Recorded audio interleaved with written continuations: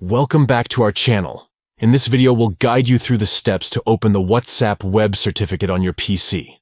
Let's get started. Step 1. Begin by opening WhatsApp web on your PC. Launch your preferred web browser and visit web.whatsapp.com. Make sure you have your phone handy to scan the QR code and log in. Step 2. Once you're on the WhatsApp web page, look towards the left side of the web address. You'll see a small lock icon. Click on it to view the site information. Step 3. A pop-up will appear, displaying the connection status.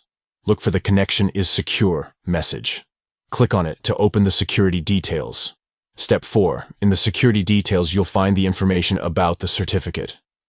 Look for the "Certificate is valid" message. Click on it to open the WhatsApp web certificate. By following these simple steps, you can easily access the WhatsApp web certificate on your PC. It's always good to verify the certificate to ensure a secure connection. We hope you found this tutorial helpful. If you did, please give this video a thumbs up and subscribe to our channel for more WhatsApp web tips. Thank you for watching, and we'll see you in the next video.